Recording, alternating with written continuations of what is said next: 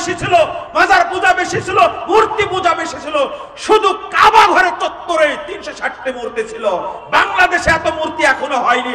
যদি মক্কায় মুসআব বিন উমাইরের মতো, আলীর মতো, তারেক বিন জিয়াদের মতো, খালিদ বিন ওয়ালিদের মতো লোকেরা দাওয়াতি কাজ করে 1 বছরে মদিনাকে প্রস্তুত করতে পারে, বাংলাদেশের লাখো তরুণ এখন তাওহীদ বুঝে, মানহাজ বুঝে, শিরক বুঝে, বেদাত বুঝে, কুরআন এবং সহিহ হাদিস বুঝে, তারা যদি মাঠে নেমে 1 বছর দাওয়াতি কাজ করে, বাংলাদেশে শিরক বেদাতের অস্তিত্ব থাকবে না ইনশাআল্লাহ।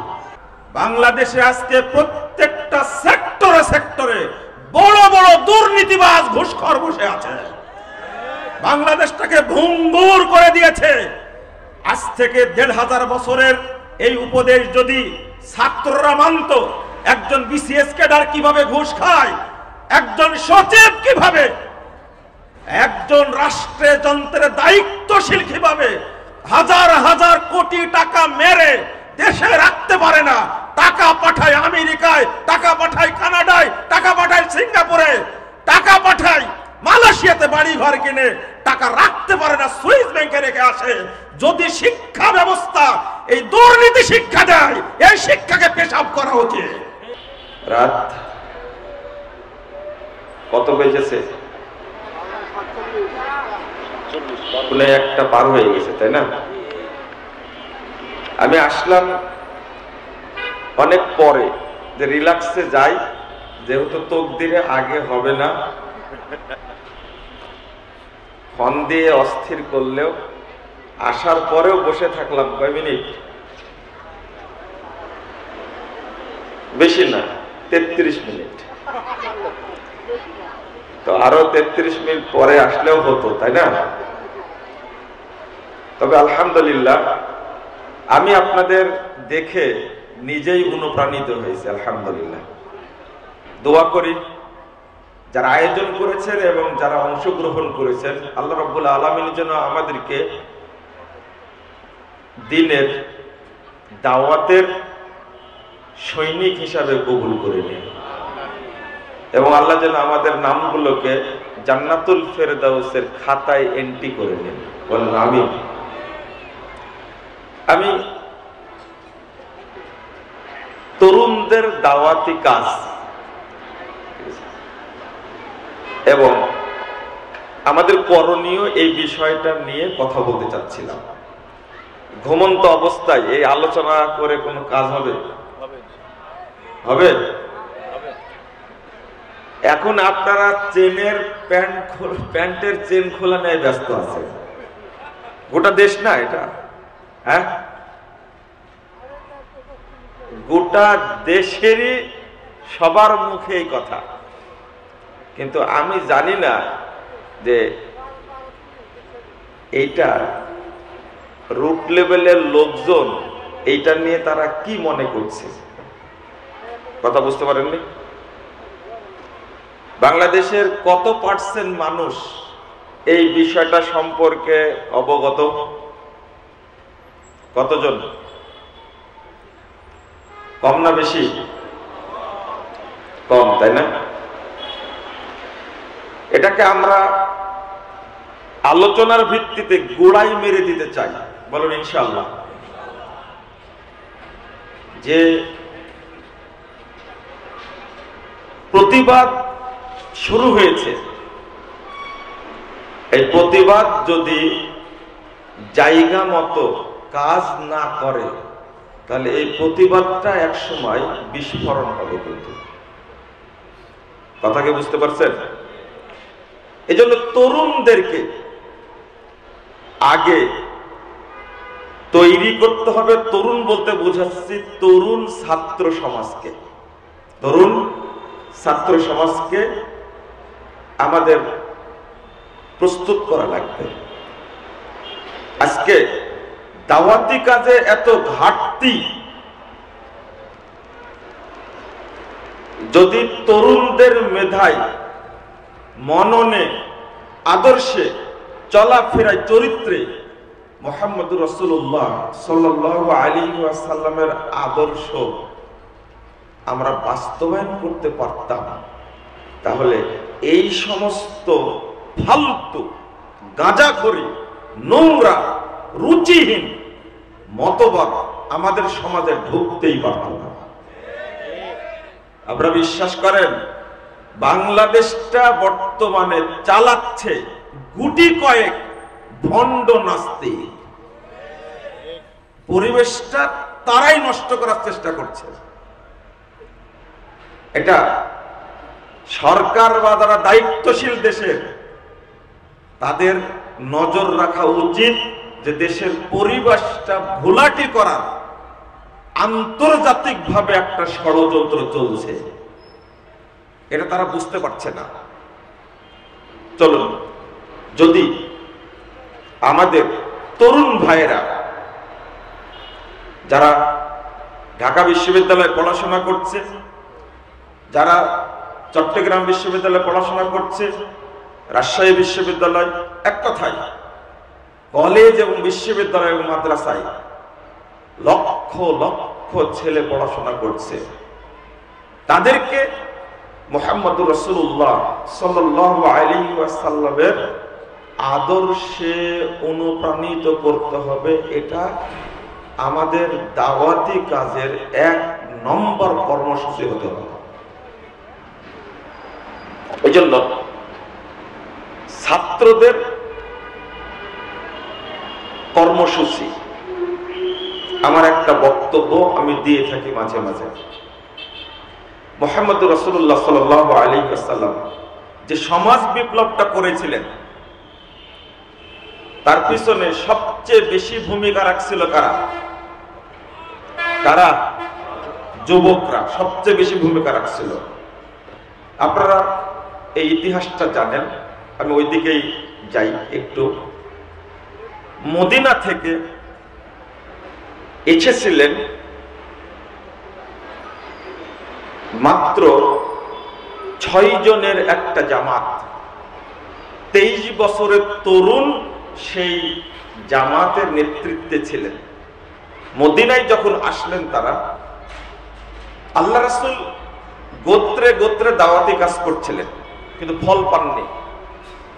7 বছরে 15টি গোত্রে দাওয়াত দিয়েছে, 7 বছরে 15টি গোত্রে, কিন্তু কোনো ফল পাননি। পরিশেষে চিন্তা করলেন মদিনায় কেবল মক্কায় দাওয়াতি কাজ না করে আমরা যারা মক্কার বাহির থেকে আসছে তাদেরকে দাওয়াত দিই।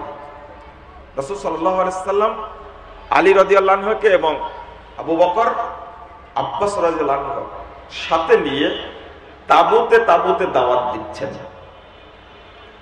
এক তাবুতে গিয়ে 6 জন তরুণ পেলেন, মাত্র 6 জন। তাদেরকে জিজ্ঞেস করলেন, কেন এসেছো তোমরা? তারা বলল, 2টা উদ্দেশ্য নিয়ে এসেছি। একটা উদ্দেশ্য হলো আমরা হজ করব, 2 নম্বর উদ্দেশ্য হলো আমাদের কাছে খবর পৌঁছেছে শেষ নবী মুহাম্মদ সাল্লাল্লাহু আলাইহি ওয়াসাল্লামের আগমন ঘটেছে, আমরা তার সাথে সাক্ষাৎ করব। একটু চিন্তা করেন, তারা যে উদ্দেশ্য নিয়ে এসেছেন, সাক্ষাৎ করতে যাবেন, যাওয়া লাগলো না, সরাসরি পৃথিবীর শ্রেষ্ঠ মানুষগুলো তাদের তাবুতে আল্লাহ হাজির করে দিয়েছে। উদ্দেশ্য যেহেতু ভালো, আল্লাহ তাদের কাজটা কি করে দিয়েছেন? এগিয়ে দিয়েছেন। কথাবার্তা হলো, 6 জন যুবক চলে গেলেন।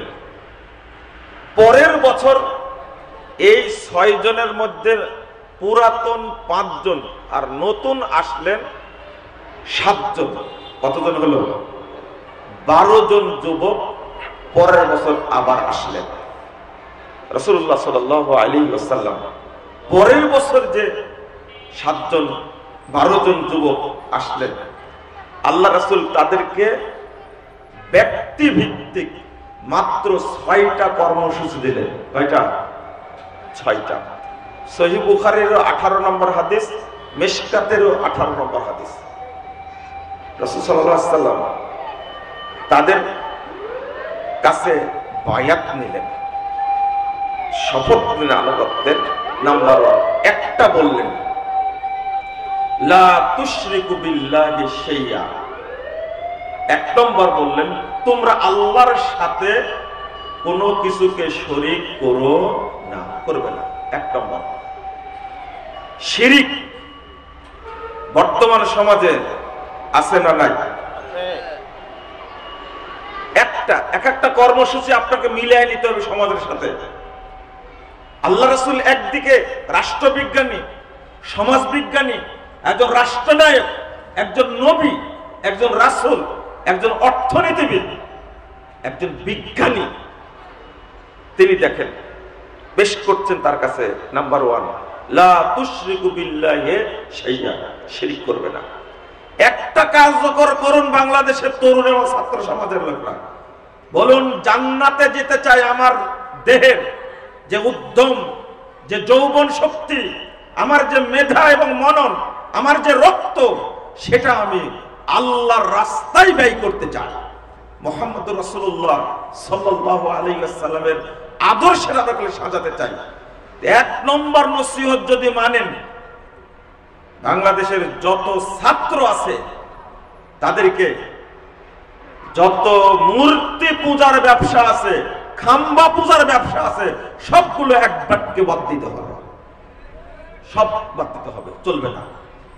খাম্বা পূজা, মূর্তি পূজা, নেতার পূজা চলবে না।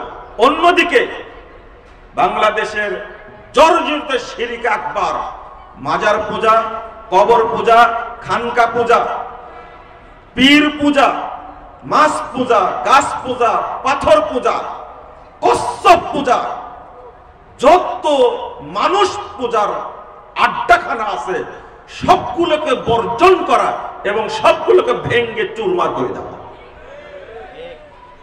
কারণ শিরকের উৎস যেন না থাকে। পীরদের বিরুদ্ধে কথা আমরা এমনি বলি। বাংলাদেশে এক শ্রেণীর আলেম নামধারী, বাংলাদেশের কোটি কোটি সরল মন মুসলিমকে প্রতিদিন মাজার পূজা করে, মাজারে খানকায় গরু ছাগল অর্থ নজর নিয়াজ নিয়ে প্রতিনিয়ত কোটি কোটি মানুষকে মুশরিক বানাচ্ছে তারা। আল্লাহ রাসূল 1 নম্বরে বলেন লা তুশরিকু বিল্লাহি শাইআ। এই জন্যই যখন মক্কা বিজয় হলো, আল্লাহ রাসূল পরস্পর 3টা কাজ করলেন। 1 নম্বর বলে দিলেন, আল্লাহ রাসূল যখন মক্কায় ঢুকলেন, ইবনে মাসউদ রাদিয়াল্লাহু আনহু বলেছেন, দাখালান নবী সাল্লাল্লাহু আলাইহি সাল্লাম মক্কা ওয়া হাওলাল কাবা 360 নুসবা। আল্লাহ রাসূল যখন মক্কায় প্রবেশ করলেন, মক্কার কাবার চার পার্শ্বে 360টি মূর্তি সাজানো ছিল। ফাজালা ইয়াতুনহু বিউদিন ফিয়াদিহি, আল্লাহ রাসূলের হাতে থাকা লাঠি দিয়ে নিজ হাতে, এক হাতে লাঠি দিয়ে মারতে মারতে মারতে মারতে এক নিমিষে ভেঙ্গে চুরমার করে দিল। বলছেন সাহস কত! ওয়াকুল জাল হক ওয়া জাহাকাল বাতিল ইন্নাল বাতিলা কানা যাহুকা। হক এসেছে, বাতিল চুরমার হয়েছে, বাতিল চুরমার হওয়া যোগ্য। এক হাতে এক নিমিষে 360টি মূর্তিকে ভেঙ্গে চুরমার করে দিলেন। তরুণ নওজোয়ান আলী রাদিয়াল্লাহু আনহুকে ডেকে বলছেন, আলী শোনো, লা তাদা তিমসান ইল্লা তামাসতাহু ওয়ালা কবরান মুশরিবান ইল্লা সাওয়াইতাহু। তোমাকে নির্দেশ দিচ্ছে এই মর্মে, জমিনের বুকে মক্কা মদিনায় যত মূর্তি ছবি আছে সবগুলোকে ভেঙ্গে চুরমার করে দেবে। যত উঁচু কবর আছে সমস্ত উঁচু কবরকে ভেঙ্গে একবার মাটির সঙ্গে মিশিয়ে দিবে। এই নির্দেশ উমরে ফারুককে বলেননি, এই নির্দেশ আবু বকর সিদ্দিককে বলেননি, বুড়া কোন সাহাবীকে বলেননি, তরুণ নওজোয়ান আলীকে ডেকে বলেছিলেন। আল্লাহ রাসূলের নির্দেশ বাস্তবায়ন করেছিলেন সাহাবা কেরাম। খালিদ বিন ওয়ালিদকে বলেন, খালিদ তুমি যাও, উজ্জা নামক এক জিন্নি, উলঙ্গ জিন্নি কাবার চতুর্পাশে প্রতিষ্ঠিত মূর্তির মধ্যে ঢুকে ও শব্দ করে। কাফের মুশরিকরা এইটা দেখেই তারা ভাগ্য নির্ধারণ করত। মুসান্নাফ ইবনে সাহিবের হাদিস। খালিদ বিন ওয়ালিদ চলে গেলেন, যাওয়ার পরে দেখছেন 3টা বাবলা গাছ, এর উপরে হলো এই উজ্জা নামক মহিলা উলঙ্গ এই জিনের বাসা। খালিদ বিন ওয়ালিদ সামনে গিয়েই তাকে পেলেন না, তবে গাছগুলো কেটে ফেলে দিয়ে চলে আসলেন। আল্লাহ রাসূলের কাছে ফিরে আসলেন, জিজ্ঞেস করলেন কি করলে? তো তাকে পাইনি, আমি তার বাসা ভেঙে দিয়েছি। আল্লাহ রাসূল বলছেন লাম তাফআল শাইআ, তুমি কিছুই করো না, তাসনা শাইআ, তুমি কিছুই করো না, যাও। এবার গিয়ে দেখছে এই উজ্জা নামক মূর্তি মাথাটা কাদায় লেপটানো, বড় মাথা করে উলঙ্গ অবস্থায় দাঁড়িয়ে আছে। যখন খালেদ বিন ওয়ালিদ সামনের দিকে এগিয়েছেন তখন চিৎকার করে জিনগুলো বলছে ইয়া উজ্জা ইয়া উজ্জা, বাঁচাবে কে? খালিদ বিন ওয়ালিদ রাদিয়াল্লাহু আনহু যা নির্দেশ দিয়েছিলেন তাই করলেন, সামনে গিয়ে এই উজ্জা নামক উলঙ্গ জিনকে হত্যা করলেন। আল্লাহ রাসূল বললেন খালিদ, এটাই সেই উজ্জা যে মূর্তির ভিতরে ঢুকে শব্দ করে কাফেরদেরকে বিভ্রান্ত করত, আজকে ওর গোড়া পর্যন্ত কেটে দেওয়া হলো। শুধু এটা, বাপ যেটা করেছিলেন বেটাও তাই করলেন। ইব্রাহিম আলাইহিস সালাম এটাই করেছিলেন, যদিও বিরোধিতা ছিল। ইব্রাহিম আলাইহিস সালামের সাহস কত, বলে দিলে তাল্লাহি লা আকিদান্না আসনামাকুম, যখন তোমরা চলে যাবে আমি সবগুলোকে সাইজ করে ছেড়ে দেবো। ফাজালাকুম জুজাজা ইল্লা কাবীরাল্লাহুম, বড়টা রেখে সবগুলো একবারে ছাতু ছাতু করে দিলেন, ভুসির মতো করে দিলেন। ফাজালাকুম জুজাজা। যদি আল্লাহর নবী মুহাম্মদ সাল্লাল্লাহু আলাইহি ওয়াসাল্লাম প্রথম বাক্যটি মানতে হয় তরুণদেরকে, এটা হলো ব্যক্তিগত নসিহত। আল্লাহ রাসূল বললা তুশরিকু বিল্লাহি শাইয়া, আল্লাহর সাথে কোনো কিছুকে শিরিক করবে না। দেখি এটাই বাস্তবায়ন করেন তরুণ হিসাবে। ছাত্র তোমরা পড়তে গেছো বিশ্ববিদ্যালয়ে, মা বাবার স্বপ্ন এই হাদিসের মধ্যেই পাওয়া যাবে। 2 নম্বর বললেন ওয়ালা তাসরিকু, তোমরা চুরি করবে না, তোমরা চুরি করবে না। বাংলাদেশে আজকে প্রত্যেকটা সেক্টরে সেক্টরে বড় বড় দুর্নীতিবাজ ঘুষখোর বসে আছে, বাংলাদেশটাকে ভঙ্গুর করে দিয়েছে। আজ থেকে 1500 বছরের এই উপদেশ যদি ছাত্ররা মানত, একজন বিসিএস ক্যাডার কিভাবে ঘুষ খায়, একজন সচিব কিভাবে, একজন রাষ্ট্রে যন্ত্রের দায়িত্বশীল কিভাবে হাজার হাজার কোটি টাকা মেরে দেশে রাখতে পারে না, টাকা পাঠায় আমেরিকায়, টাকা পাঠায় কানাডায়, টাকা পাঠায় সিঙ্গাপুরে, টাকা পাঠায় মালয়েশিয়াতে বাড়ি ঘর কিনে, টাকা রাখতে পারে না, সুইস ব্যাংকে রেখে আসে। যদি শিক্ষা ব্যবস্থা এই দুর্নীতি শিক্ষা দেয়, এই শিক্ষাকে পেশাব করা উচিত। মুহাম্মদুর রাসূলুল্লাহ সাল্লাল্লাহু আলাইহি ওয়াসাল্লাম শিক্ষা দিয়েছেন লা তাসরিকু, কখনো চুরি করবে না। কোন একটা অফিস নাই বাংলাদেশে সেখানে চুরি হয় না। পাসপোর্ট অফিসে যান, এই অফিসাররা এমন ভাবে ঘুষ খেয়েছে কারো দেহের রক্ত ভালো নাই, সবগুলো হারাম রক্তে পরিণত হয়েছে। ভূমি অফিসে যান, আপনি বিদ্যুৎ অফিসে যান, কাস্টমসে যান, সচিবালয়ে যান, সবগুলো চোর তৈরি হয়েছে। বাংলাদেশটাকে চুরি করার জন্য ইজারা দিয়েছি আমরা। এরা ছাত্র ছিল না, লজ্জা লাগে না? ঢাকা বিশ্ববিদ্যালয়ে পড়ে মাস্টার্স করার পরে রাষ্ট্রের টাকা চুরি করে। তুমি কিসের সন্তান? তুমি ভবিষ্যৎ না, তুমি এই দেশের ভাইরাস। কি আশ্চর্য! গর্বের সাথে বলে 500 ফুট হলো ঢাকা বিশ্ববিদ্যালয়। তোমার শরম করা উচিত। কে বলেছে বিশ্ববিদ্যালয় পরিচয় দিবে? একটা বাংলাদেশের সর্বশ্রেষ্ঠ জ্ঞান কেন্দ্র থেকে পড়াশোনা শিখে তুমি গরিবের টাকা মারা শিখলে তোমাকে ছাত্র বলা যাবে না, তোমার শয়তান বলা যেতে পারে। গরিব মানুষ ধুকে ধুকে না খেয়ে মরছে, তীব্র শীতের মধ্যে একটা কম্বল পাই না, এক সন্ধ্যা খেতে পাই না। কোটি কোটি মানুষ দরিদ্র সীমার নেমে বসে আছে। আর রাষ্ট্রে যন্ত্রের অভিভাবকরা যখন হিসাব পেশ করল নির্বাচনের জন্য, এক একটা নেতার সম্পদ বেড়েছে 2000-3000 গুণ বেশি সম্পদ বেড়েছে। ইসলামী আদর্শ শিক্ষা নিন। মুহাম্মদুর রাসূলুল্লাহ সাল্লাল্লাহু আলাইহি ওয়াসাল্লাম নিজে না খেয়ে পাথর বেঁধে জীবন যাপন করেছেন, সাহাবীদেরকে অভুক্ত রাখেননি কখনো। আবু বকর রাদিয়াল্লাহু আনহু নিজে খাননি, নিজের সমস্ত সম্পদ বিলিয়ে দিয়েছেন। ওমর রাদিয়াল্লাহু আনহু নিজে না খেয়ে থেকেছেন, প্রজা যেন কষ্ট না পায়। ওমর বিন আব্দুল আজিজ ঘোষণা করলেন, শুধু মানুষ নয়, ফোরাত নদীর তীরে যদি একটা কুকুর না খেয়ে মারা যায়, কাল কিয়ামতের মাঠে আল্লাহ আমাকে জিজ্ঞেস করবেন, একটা কুকুর না খেয়ে মারা গেছে, ওমর তুমি কি কাজ করেছো? এই কুকুর মারা যাওয়ার জবাব তোমাকে দিতে হবে। যদি সাহাবীদের, খলিফাদের এরকম চিন্তা থাকে, আর আজকে শিক্ষার কথা বলে, ডিগ্রির কথা বলে এক একজন দুর্নীতির মহাসাগর ডুব দিয়েছে, এরা কেউ বাংলাদেশের সন্তান না, এগুলো সব কুলাঙ্গার, কুসন্তানেরা। আল্লাহ নবীর প্রথম দ্বিতীয় বাক্য যদি মানা হতো, লা তাসরিকু, তোমরা চুরি করো না, একটা বাক্য মানলে বাংলাদেশে চুরি করার সাথে সাথে, দুর্নীতি করার সাথে সাথে ও ধরা খেত, ওর শাস্তি হতো। আমি বলেছি অনেকদিন আগে, দুর্নীতিবাজ প্রমাণিত হওয়ার সাথে সাথে তার জন্য যাবজ্জীবন কারাদণ্ড দেওয়া হয়। 3 নম্বর চলেন, ওয়ালা তাজনু, তোমরা জেনা করো না। বাংলাদেশে জেনা হয় না, ট্রান্সজেন্ডার আর কিছুই নাই, নারী আর পুরুষ একাকার হয়ে দেশটাকে জেনার স্বর্গরাজ্যে পরিণত করতে চায় না, উলাঙ্গার সবেরা। কোন থিওরি বলার দরকার না, থিওরি একটাই, নারী আর পুরুষ হয়ে একাকার হয়ে বিশ্ববিদ্যালয়ের কোনো আলাদা হল থাকবে না, বাংলাদেশে কোনো আলাদা মেস থাকবে না, সবগুলো একাকার হয়ে যায় থাকবে। ক্লাসগুলো যেমন এক করে ফেলেছে, এখন থাকার জায়গাগুলো এক করার জন্য এই ফন্দি ফিকির করছে মাত্র, অন্য কিছু না, সব বাটপাড়ি গুলো। আজকে ধর্ষণ হয় কেন?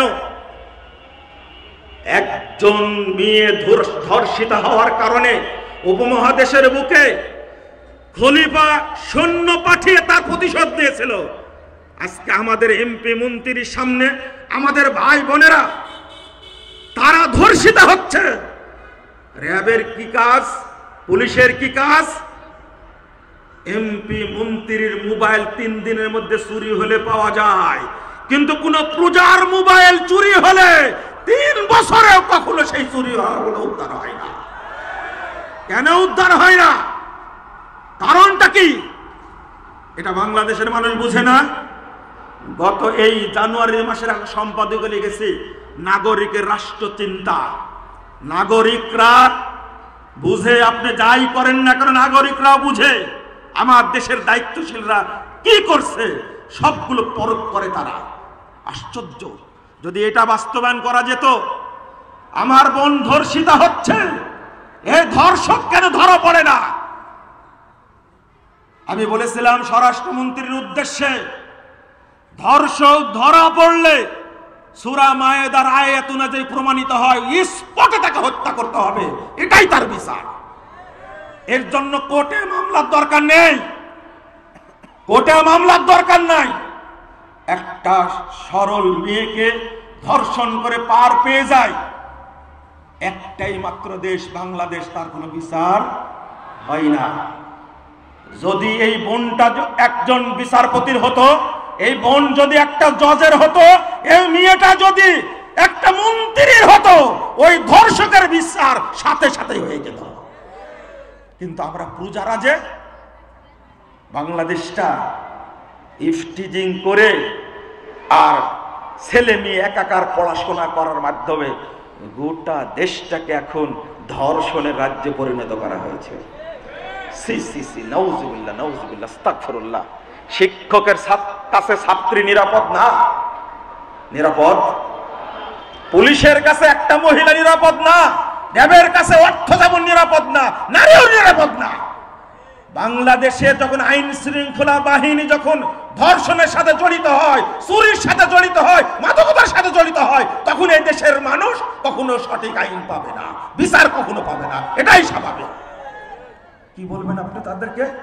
আল্লাহর নবী 1500 বছর আগে বলে যাচ্ছেন, ওয়ালা তাজনু, জিনা করো না।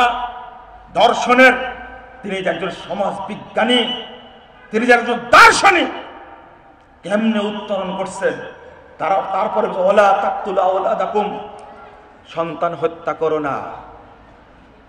আজকে জনসংখ্যা বেড়ে যাবে এই ভয়ে মাত্র একটা সন্তান নিচ্ছে, তাই না? এই সন্তান হচ্ছে আদর এমন করা করে শ্রেষ্ঠ বাদরে পরিণত হয়। বাথরুমে সন্তান হত্যা করেন, পেটে সন্তান আসে, আপনি ওষুধ দিয়ে সন্তানকে মেরে ফেলে দিচ্ছেন। শুধু এটা, বিশ্ববিদ্যালয়ে একটা সন্তানকে মা বাপ পাঠায়, এরা ভালো ছাত্র হবে, ভালো একটা চাকরি পাবে, বিসিএস ক্যাডার হবে, হওয়ার পরে আমার সংসারে সে সুখের আলো জ্বালাবে। কত সুন্দর এই ছেলে বিশ্ববিদ্যালয়ে ঢুকে নোংরা পাশ্চাত্যের বস্তা পচা দুর্গন্ধযুক্ত এই বেহায়া রাজনীতির মধ্যে ঢুকে হাজার হাজার লাশ পড়ে বিশ্ববিদ্যালয়ে। কেন লাশ পড়ে বিশ্ববিদ্যালয়ে? আল্লাহর নবী মুহাম্মদ সাল্লাল্লাহু আলাইহি ওয়াসাল্লাম বলেছেন, ওয়ালা তাকতুলু আওলাদাকুম, সন্তান হত্যা করো না। কত রকমের যে হত্যা গুম হচ্ছে এটা নতুন করে বলা লাগে না। আমি শুধু মিলাই নিচ্ছি, কয়টা বললাম বলেন তো? কয়টা বললাম? 4টা।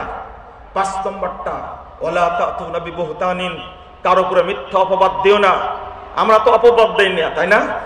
শুধু মঞ্চে উঠতে পারলেই হয়। হ্যাঁ, শুধু মঞ্চে উঠতে পারলেই হয়। এক চেয়ারম্যান আর এক চেয়ারম্যানের বিরুদ্ধে, এক এমপি আর এক এমপির বিরুদ্ধে একবারে সমালোচনা করতে করতে অপবাদ দিতে দিতে এখন ন্যাংটা করে ছাড়ে। আল্লাহর নবী বলছেন, সি সি সি, আস্তাগফিরুল্লাহ আস্তাগফিরুল্লাহ, লজ্জা এবং শরমের ব্যাপার। মাদ্রাসাতে কয়টা লাশ পড়ে? কয়টা লাশ পড়েছে? এক প্রতিষ্ঠান দেখান যেটা ঢাকা বিশ্ববিদ্যালয়ের আগে প্রতিষ্ঠিত হয়েছে, কিন্তু কত 1921 সালে প্রতিষ্ঠিত হয়েছে, তাই না? এক মাদ্রাসা প্রতিষ্ঠিত হয়েছে 1911 সালে। ঢাকা বিশ্ববিদ্যালয়ের পরিসংখ্যান দেখুন কয়জন মরেছে। আর এক মাদ্রাসায় 1911 সালে প্রতিষ্ঠিত হয়েছে, তাতে কয়জন মরেছে? একজন মরে। যে মাদ্রাসায় পড়ার কারণে ছাত্র আদর্শ শিখে এক শ্রেণী কুলাঙ্গার, সেই মাদ্রাসা পড়াশোনা করে নাকি জঙ্গি তৈরি হয়। এই দাঁত ভাঙ্গা জবাব সংসদে দাঁড়িয়ে প্রধানমন্ত্রী দিয়েছেন।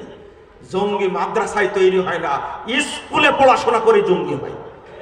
আপনারা শুনেন না এই ভাষা? আমার কানে আসে না, আপনার কানে আসে না? পত্রিকায় আসে প্রধানমন্ত্রীর কথা। এরপরে গুটি কয়েক নাস্তিক মাদ্রাসা শিক্ষার বিরুদ্ধে, ইসলাম শিক্ষার বিরুদ্ধে লেগে আছে। একটা বিষয় বলে দিয়ে আজকে, আমরা কিছু না করতে পারলেও বদদোয়া করতে পারবো না? তোমরা যারা নাটক সিনেমা করো, সিনেমার চরিত্রে সবচেয়ে খারাপ লোকটা যে ওই শয়তানের মাথায় টুপি আছে, ওর মুখে খোসা খোসা দাঁড়িয়ে আছে না? নাটক করো ইসলামকে ব্যঙ্গ করার জন্য, দাড়িকে ব্যঙ্গ করার জন্য, নামাজকে ব্যঙ্গ করার জন্য, হজকে ব্যঙ্গ করার জন্য তোমরা সাজাও সিনেমা নাটক। আল্লাহ রাসূল বলছেন, ইলানুহুন্না ফাইন্নাহুন্না মালুলাত, এদের উপর অভিশাপ দাও যারা এই নোংরা উপন্যাসের সাথে জড়িত, সিনেমার সাথে জড়িত, নাটকের সাথে জড়িত, এদের উপরে আল্লাহর পক্ষ থেকে গজব নাজিল হবে ইনশাআল্লাহ। তো ভিক্ষা করে খাবে, শেষ মুহূর্তে তুমি টিকতে পারবে না। পরহেজগার মানুষের বদদোয়া লাগলে টিকতে পারবে না। তুমি উপন্যাস কিনলে কেন? এই যুবক ছেলে, এই ছাত্র, তুমি ল্যাংটা উপন্যাস কিনলে কেন? যে উপন্যাসের মাধ্যমে তরুণ তরুণী ছাত্র ছাত্রী কপতিকে নষ্ট করা হয়, সেই উপন্যাস তুমি টাকা দিয়ে কিনলে কেন? তোমার বাপের পরিশ্রমের টাকা তুমি কিনলে কেন? এই টাকার হিসাব কিয়ামতের মাঠে দেওয়াই লাগবে, তোমাকে দেওয়াই লাগবে। এরাই করছে কি? জেনার রাজ্য বানানোর জন্য পহেলা বৈশাখের মতো একটা নোংরা বেলাল্লাপুনা বেহায়া অপবিত্র অনুষ্ঠানটাকে বাংলাদেশের সামনে তুলে ধরা হয়েছে, আর বলছে বাঙালি সংস্কৃতি। না, পহেলা ফাল্গুনের মতো একটা উলঙ্গ চরিত্র আগামীতে আসতেছে। 14ই ফেব্রুয়ারির বেশ্যা দিবস একটা আসতেছে। বাংলাদেশের তরুণরা যখন বিশ্ববিদ্যালয়ে পড়েছে তখন বলতো 14ই ফেব্রুয়ারিকে কেউ ভালোবাসা দিবস বলতো না, বলতো এটা বেশ্যা দিবস একটা। পহেলা ফাল্গুনকে বলে বসন্ত বরণ। এক বন্ধু আমাকে বলছে যে আপনাকে বললে কেমন লাগে, যেহেতু আপনি বক্তব্য দেন কথা শুনে রাখেন। আমি বললাম যে কি বলতো দেখি কি? বসন্ত বরণ বলেন না, বসন্ত ভরণ বলে। বুঝেননি মনে কথাটা, তাই না? এই যে 31st নাইট, এটার দ্বারা কি হয়? এইগুলো মূল উৎস হলো গোটা দেশটাকে ইউরোপ আমেরিকার মতো লম্পট রাজ্যে পরিণত করা। মদ খাবে আর নারী নিয়ে পড়ে থাকবে, এই দেশে যেন মেধার জন্ম না হয়। তাহলে সব হলো আন্তর্জাতিক ষড়যন্ত্র। আপনারা বুঝেন না এগুলো? আল্লাহ রাসূল 5টা বলেছি, তাই না? 6 নম্বর বলছে ওয়ালা তাসু বিমারুফিন, ভালো কাজ করতে গিয়ে অবাধ্যতা করবে না, ভালো কাজের সাথে থাকবা। আল্লাহর কি রহমত! টমাস কার্লাইল বলছেন মুহাম্মাদের যে প্রভাব, তার দাওয়াতের যে প্রভাব, 12 জন মানুষ এই দাওয়াত নিয়ে চলে গেল, 1 বছরের মাথায় 12 জন থেকে 75 জন লোক বৃদ্ধি পেল। 75 জন। এই 75 জন লোক আবার আসলেন মদিনায়, মদিনা থেকে আবার মক্কায় আসলেন, আল্লাহ রাসূলের আকাবে কুবরার কাছে বায়াত করলেন, শপথ নিলেন। টমাস কার্লাইল বলেছেন এই 75 জন সাহাবীর দাওয়াতটা 100 বছরের মধ্যে পূর্ব দিল্লি থেকে পশ্চিম গ্রানাদা পর্যন্ত মুহাম্মাদের দ্বীন বিস্তার লাভ করলো। আলহামদুলিল্লাহ। এইটা হলো তরুণদের প্রভাব। যে 5টা বিষয়ে 75 জন সাহাবীকে বলবো আমি, বললেন আল্লাহ রাসূল, সেটা একটা করে ছোট ছোট করে বলি। 1 নম্বর বলেন আল্লাহ সামি ওয়া তাআ, তোমাদের মধ্যে যে নেতৃত্ব দিবেন ফিলমান সাথে ওয়াল মাকরাহে, শোনো, যিনি নেতৃত্ব দিবেন তার কথা শুনবে এবং মেনে চলবে। 2 নম্বর বললেন অসন্তুষ্ট হও আর সন্তুষ্ট হও, ওয়ালাল নাফকাতে ফিল উসরি ওয়াল ইসরি, ধনী হও দরিদ্র হও, দ্বীনের রাস্তায় খরচ করবে। কয়টা হলো? 2টা। ওয়ালা আমরু বিল মারুফ ওয়ান নাহি আনিল মুনকার, সৎ কাজের আদেশ দিবে, অসৎ কাজের নিষেধ করবে। 4 নম্বরটা বললেন, 4 নম্বরটা বললেন যে আল্লাহ নুনাজিল আমরা আহলাহু, কাউকে নেতৃত্ব দিলে আমি সেই নেতৃত্বে ঝগড়া করব না। 1 নম্বর বললেন যে আগেরটা বললেন আল আমরু বিল মারুফ ওয়ান নাহি আনিল মুনকার, আন নাকুলা বিল হক আইনামা কুন্না লা নাখাফু ফিল্লাহি লাউমাতা লাইন। আল্লাহ রাসূল আপনার কাছে শপথ করছি, আমরা হক কথা বলবো, অন্যায়ের বিরুদ্ধে কথা বলবো, সৎ কাজের আদেশ দেব, নিন্দুকের নিন্দাকে পরোয়া করব না, আমি যেখানেই থাকি। ভাই, এখানে দাওয়াতি কাজের মূলনীতি লুকিয়ে আছে। আপনি যদি একজন ডাক্তার হন, ডাক্তারের চেম্বারে বসে থেকে ডাকাতি কাজ না করে আপনি দাওয়াতি কাজ করবেন। ইঞ্জিনিয়ার যিনি, তিনি ওই কাজের মধ্যেই জানোয়ারের মতো কাজ না করে তিনি দ্বীনের দাওয়াতি কাজ করবেন। একজন নাপিত যদি হয়, তিনি মুসলিম নাপিত, তার দাওয়াতি তার মূল কাজের সাথে সাথে দাওয়াতি কাজ করবে। নাকুলা বিল হক আইনামা কুন্না, পৃথিবীর যেখানেই অবস্থান করি সেখানেই আমি হকের দাওয়াত দেব। বুঝলেন না কথাটা মনে, তাই না? পানের দোকানদার তিনি দাওয়াতি কাজ করবেন, যতটুকু শুনেছেন ততটুকু পৌঁছিয়ে দিবেন। রিকশা চালক তিনি দাওয়াতি কাজ করবেন, ভ্যান চালক তিনি দাওয়াতি কাজ করবেন। একজন মুসি যদি মুসলিম হয় তিনি দাওয়াতি কাজ করেন, একজন মেথর যদি হয় তবুও তিনি দাওয়াতি কাজ করবেন। তবেই দ্বীনের বিজয় হবে। আল্লাহ রাসূল শিক্ষা দিচ্ছেন, বলো যেখানে থাকবা সেখানে দাওয়াতি কাজ করবা। এই দাওয়াতি কাজ আমরা করি। ওই বছরে একদিন সুরিটোলার মাঠে জালসা শুনবেন, এটাই দাওয়াতি কাজ? এটা তো আপনার জন্য, মানুষের জন্য কি করলেন? যদি আল্লাহ কালকে জিজ্ঞেস করে তুমি তোমার দাওয়াতটা কার কাছে পৌঁছেছো, জবাব দিতে পারবেন? জবাব দিতে পারবেন না। আরে দাওয়াতি কাজ চলছে এখন কি দাওয়াতি কাজ চলে? শেখের বক্তব্য একটু আমি শুনেছি আজকে। এই বেদাতি মিথ্যুক বক্তাদের কাছে সাইজ করেছেন, তাই না? ডক্টর মুস্তাফিজ সাহেব সাইজ করেন না আজকে? আমিও শুনেছি। যে ধুলাইটা দিয়েছে একে দাওয়াতি কাজ বলে না, এটা মিথ্যাচার বলা যেতে পারে। বক্তারা মিথ্যা মুফাসসির, মিথ্যা তাফসীর করে তার কাছ থেকে 3 লাখ টাকা নিয়ে চলে আসে, কেউ 50,000 নিয়ে আসে, কেউ 1 লাখ নিয়ে আসে, কেউ হেলিকপ্টারে যায়, বলে কি সব মিথ্যা কথা বলে আসে। কোরআন হাদিস তাদের মধ্যে পাওয়া যায় না, এটাই বাস্তবতা। দাওয়াতি কাজ করতে বললেন। 5 নম্বরটা আল্লাহ রাসূল বললেন তামনাউনি কামা তামনাউনা আনফুসাকুম ওয়া আমওয়ালাকুম ওয়া আজওয়াজাকুম। শোনো, ইঙ্গিত দিয়ে দিলাম হিজরত করব। আমি যখন হিজরত করে মদিনায় যাব তখন তোমরা আমাকে নিরাপত্তা দিবে, যেভাবে তোমরা নিজেদেরকে নিরাপত্তা দাও, সন্তানদেরকে নিরাপত্তা দাও, মালকে নিরাপত্তা দাও। কয়টা হলো? কয়টা? আগের গুলো ছিল সব ব্যক্তি ভিত্তিক, এই পাঁচটা সব হলো সামাজিক। সব কি? সব সমাজের সাথে জড়িত। আল্লাহু আকবার! কত বড় বিজ্ঞানী মুহাম্মদুর রাসূলুল্লাহ সাল্লাল্লাহু আলাইহি সাল্লাম ৭৫ জন সাহাবীকে পাঠালেন মদিনায়। তার সাথে দিলে মুসআব বিন উমাইর রাদিয়াল্লাহু আনহু, যুবক তরুণ ছেলে। যে যুবক ছেলের চেহারা এত সুন্দর ছিল, এত সুন্দর ছিল, একজন ছেলে মাত্র, একজন মদিনায় গিয়ে দাওয়াতি কাজ করলেন। তার ভিতরে কত ইখলাস ছিল! তার ধান্দা ছিল না আমি সংগঠন করছি, আমি এই সংগঠন করার কারণে নেতৃত্ব পাবো, টাকা পাবো, পরিচিত হতে পারবো, এই পাবো, সেই পাবো, ভালো বউ পাবো, এই চিন্তা কিছুই ছিল না। আমি সংগঠনের সাথে জড়িত থাকলে আমি বক্তা হতে পারবো, সব জেলা থেকে দাওয়াত পাবো, একটা বড় ইনকাম আসবে, এই চিন্তা তাদের মধ্যে ছিল না। এই জন্য ইখলাসে বরকত দিয়েছে।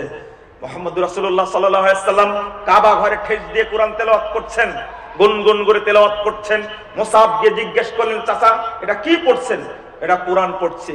আমিও পড়বো, তাহলে ইসলাম গ্রহণ করতে হবে। কি করতে হবে বলেন? আমি ইসলাম গ্রহণ করব। এই তরুণ ছেলে মুসআব ইসলাম গ্রহণ করলেন মুহাম্মদুর রাসূলুল্লাহ সাল্লাল্লাহু আলাইহি সাল্লামের কাছে। ইসলাম গ্রহণ করার পরে ওই গোষ্ঠী থেকে কেউ ইসলাম গ্রহণ করেনি। একটা জামা 3 দিন পরতেন না, এত ধনাঢ্য পরিবারের ছিলেন।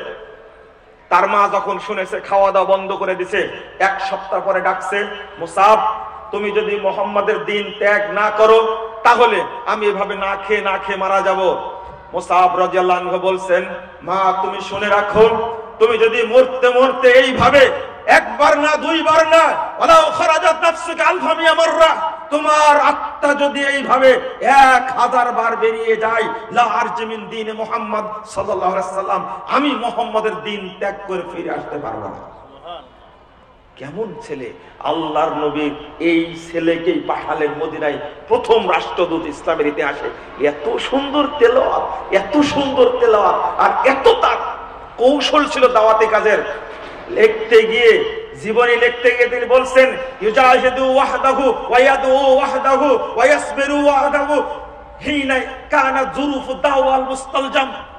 মুসাব একাই দাওয়াত দিতেন, একাই সংগ্রাম করতেন, একাই জিহাদ করতেন, একাই ধৈর্য ধারণ করতেন, একাই আল্লাহর কাছে দোয়া করতেন যে আল্লাহ তুমি ইসলামের বিজয় দান করো। যেখানে দরকার সেখানে ঝাঁপিয়ে পড়েছেন। এজন্য বক্তব্যে বলি যে একজন মুসাব উপহার দিন। ও মা বোনেরা, একজন মুসাব আল্লাহর কাছ থেকে চেয়ে নিন। বলুন, মারিয়ামের মায়ের মতো আপনিও বলুন, আল্লাহ তুমি আমাকে এমন একটা সন্তান দাও যাকে আমি ওয়াকফ করে দিব, যে এই উপমহাদেশের জন্য মুজাদ্দিদ হবে, শিরক বিদআত মূর্তি পূজা যত জাহেলিয়াত আছে সবগুলো উৎখাত করে দিয়ে উপমহাদেশে তাওহীদ প্রতিষ্ঠা করবে। এই দুয়াও কোনো মা বোন জানে না। ইমাম বুখারীর মা আল্লাহকে বলেছিলেন, আল্লাহ তুমি আমাকে একটা সন্তান দাও যে হাদিসের সংরক্ষণ তার দ্বারা হবে। আল্লাহ দেননি। ইবনে তাইমিয়ার মা দোয়া করেছিলেন, আল্লাহ মুসলিম জাহান আজকে ক্ষত বিক্ষত, তাতারীরা অত্যাচার করে মেরে ফেলে দিচ্ছে মুসলিমদেরকে, আল্লাহ তুমি আমাকে এমন একটা সন্তান দান করো যে সন্তানের বিনিময়ে মুসলিম বিশ্ব স্থিতিশীল হবে। আল্লাহ তার গর্ভে দান করলেন ইমাম আহমদ ইবনে তাইমিয়া রাহিমাহুল্লাহকে। কই আমার মা বোনরা দোয়া করে না? আমার মা বোনরা চিন্তা করে না? আস্তাগফিরুল্লাহ। রাসূল সাল্লাল্লাহু আলাইহি সাল্লাম পাঠালেন মুসআব বিন উমাইর। তার আগের ঘটনা, যখন 5টা বিষয় বললেন, 24-25 বছরের তরুণ আসাদ বিন জুরারা বললেন, আসাদ বিন জুরারা রাদিয়াল্লাহু বললেন, আল্লাহ রাসূল শুনেন, ফামা লানা ইন কাফাইনা যালিক, ঠিক আছে 5টা বললেন, কঠিন কাজ, আমরা যদি বাস্তবায়ন করি কি পাবো বলেন তো?